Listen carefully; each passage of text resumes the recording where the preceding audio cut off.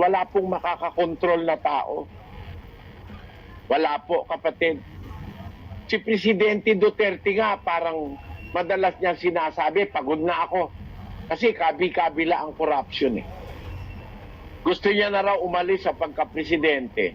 Nagsisisi siya na kumandidato siya ng pagka-presidente. It is taking too much of his energy and worries and etc.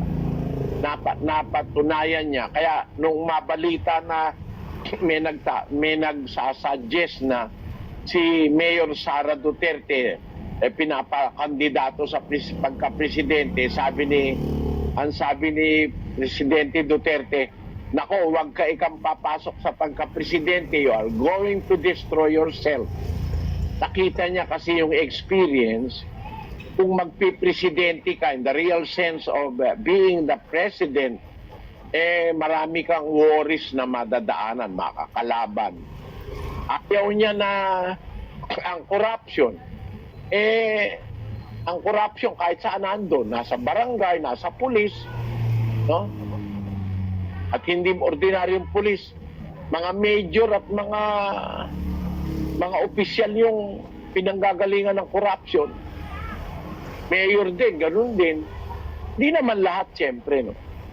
Tapos governor din, ganun. Senador din, ganun. Ba't nga may nakukulong na senador? Kung walang ebidensya, ba't makukulong yun? Corruption. Kaya, we have gone out of control, kapatid na Eileen. Masasayang lang ang effort natin na mag-isip tayo how to put everything in place. Wala pong makakagawang tao nun ngayon. The greatest thing we can do is start with our family. Ating mga anak, meron tayong personal responsibility sa pamilya. Yun ang una natin pananagutan sa Diyos. 5:8 ng unang Timoteo. Pakinggan nyo. Datapwat kung ang sino man ay hindi nagkakandili sa mga sariling kanya, lalong-lalo na sa kanyang sariling sangbahayan, ay tumanggi siya sa pananampalataya at lalong masama kaysa hindi sumasampalataya. Ayan. Utos ng Diyos siya na kakandilihin natin ang ating sambahayan. Sabi sa Ilonggo, kung ang bisan sino wala nagasapupo sang iya mga himata, labi na gid sang iya kaugalingon nga panimalay, na panghiwala niya ang pagtuo kag malain pa sa di matinuhon. Maliwanag na yung panimalay ang una mong obligasyon. Kasi at least kaya mo yon, 5 lang, 10, kaya mo. Pero pagka barangay na, mahirapan ka na. Lalo na pagka syudad na, o kaya ay probinsya na, o kaya ay bansa na, mahirapan ka na, marami ka nang makakalaban. Hindi ka tatagal. Kaya umpisahan natin dun sa kaya natin sa ating sambahayan. Let us care for our children. Yun ang utos ng Diyos eh. Na yung ating sambahayan, ang ating pag-igihin, pagbutihing bantayan, na yung ating mga anak, pagbata pa, huwag natin pabayaang may hawak ng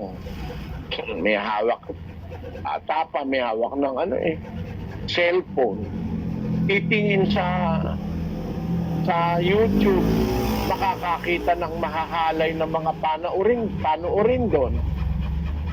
Pagka nakita niya na yon, mag-i-experiment siya. Sila, ilang panahon lang, buntis na yung bata. Masama, hindi mo naman makokontrol yung internet. Ginagamit ng dyablo yan para magkalat ng lagim sa mundo. Hindi mo rin naman makokontrol yung paglabas sa bahay ng anak mo, pupunta ng eskwela.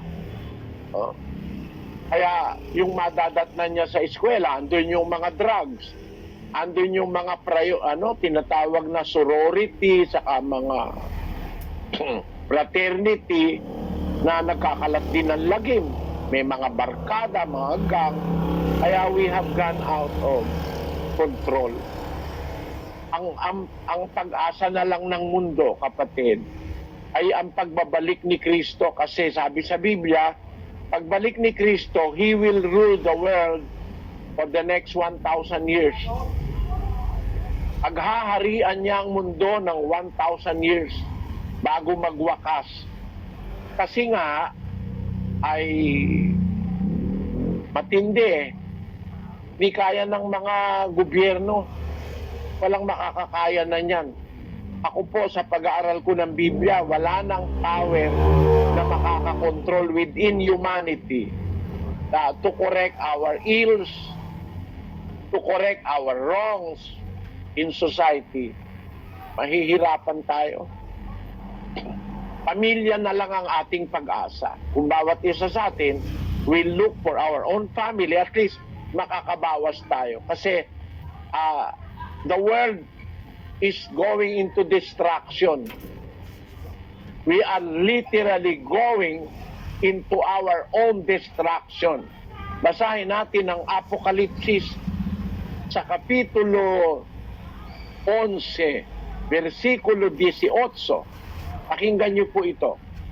At nangagalit ang mga bansa, at dumating ang iyong puot, at ang panahon ng mga patay upang mga hatulan, at ang panahon ng pagbibigay mo ng gantimpala sa iyong mga alipin na mga propeta, at sa mga banal, at sa mga natatakot sa iyong pangalan, maliliit at malalaki, at upang ipahamak mo ang mga nagpapahamak ng lupa. Ay na sa English, yung salita, upang ipahamak mo ang mga nagpapahamak ng lupa. Anong sabi sa English doon, kapatid na Daniel?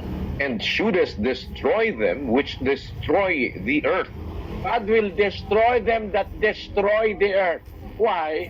We are heading into destruction.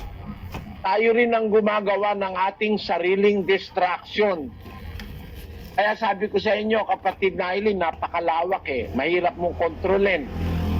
Ang destruction nating ginagawa, destruction of the environment, literally speaking.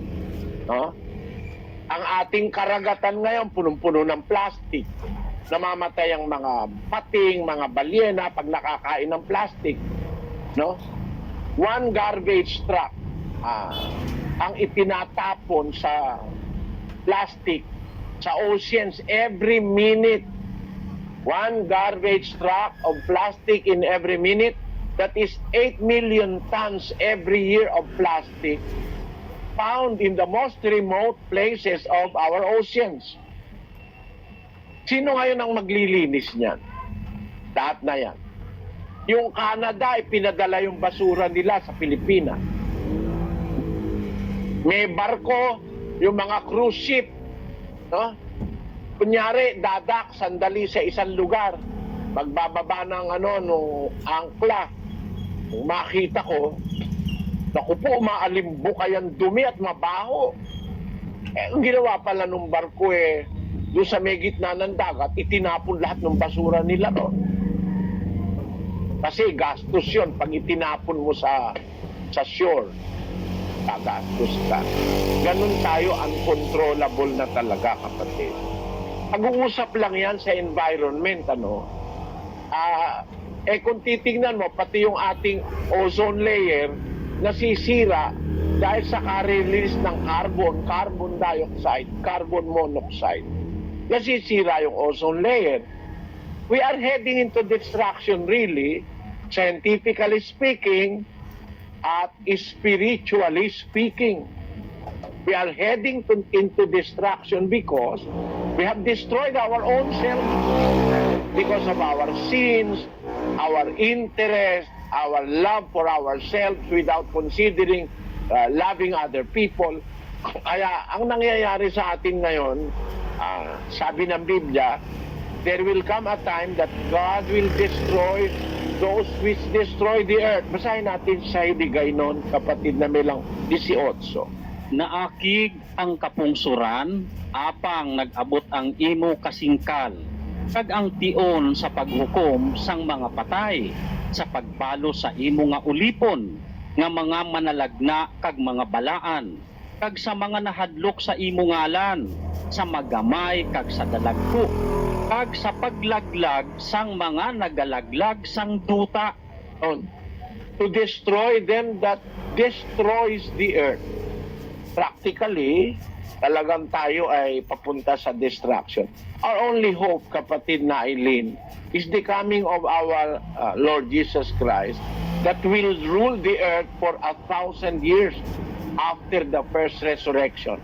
Pag nabuhay na mag-uli yung mga patay na banal, maghahari sila kasama ni Kristo sa loob ng 1,000 taon dito sa lupa para to destroy all those who destroys the earth. Basahin natin ang 20, versikulo 4 ng Bugna, kapatid na Mel.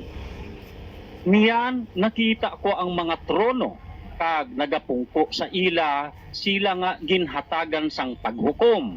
Nakita ko man ang mga kalag sang mga napamugutan sing ulo tungod sang pangpamatuod nila na hanungod kang Hesus kag tungod sang pulong sang Dios, kag ang mga wala magsimba sa sapat ukon sa iya larawan kag wala magbaton sang patinsini sa ila mga agtang ukon sa ila mga kamot.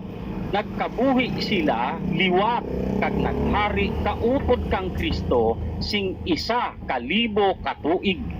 Nagkabuhi sila, liwat kag naghari kaupod kay Kristo sing 1,000 katuig.